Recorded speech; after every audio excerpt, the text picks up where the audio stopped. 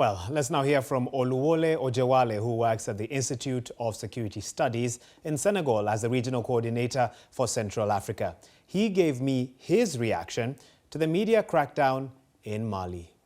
This is not unexpected for people who have watched how military authoritarianism advanced their agenda as far as history has told us.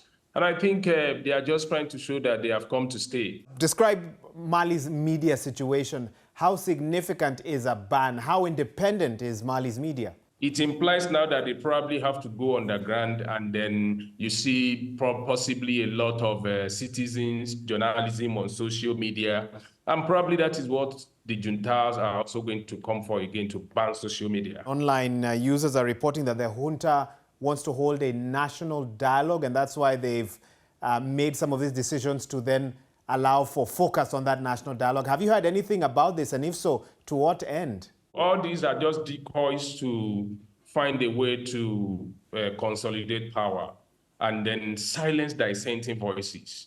If you look at particularly at Assimi Goïta in Mali, if you look at the years he spent, the time he spent as deputy in the first coup in 2020, by 2024, it's going to be exactly 4 years that he has been in power. He has not had enough that time to do dialogue, or we just have to put conversation on democratic transition on the back burner consistently. Some opposition from political groups, they've rejected the ban.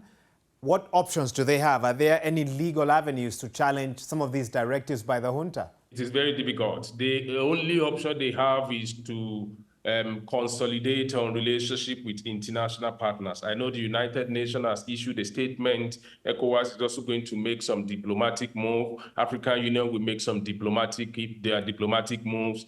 And then maybe coalition of international rights agencies, rights organizations, media rights groups globally, they can support them as they continue to press forward on democratic transition in the country. I think we can largely say that all of the investment in security, bringing about mercenaries into the country and everything that they've done is actually to ensure regime protection, not really protecting the lives of the people. In fact, some people have gone to the street to say the gainers of the military incursion into politics in Mali, Burkina Faso, and Niger are actually the terror groups in the country, because attacks have been on the rise as the military consolidate on holding on to power through regime policing, regime protection. Those people are also having a field day in the countryside of the country. And that is the reason why I think the jury is out in terms of what they claim to be the reason why they came into power, fighting insecurity. And when you compare the data before they arrived, before they came into power, and what the trend analysis is showing, particularly in the past 2 to 3 years now, I think they have a very bad scorecard as far as security is concerned.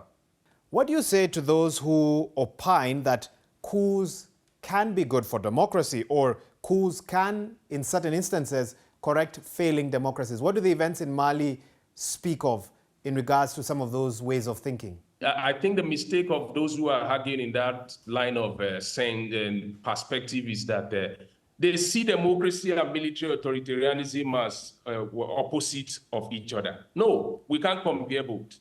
They are not the same. That was Oluwole Ojewale from the Institute of Security Studies joining us from Dakar, Senegal.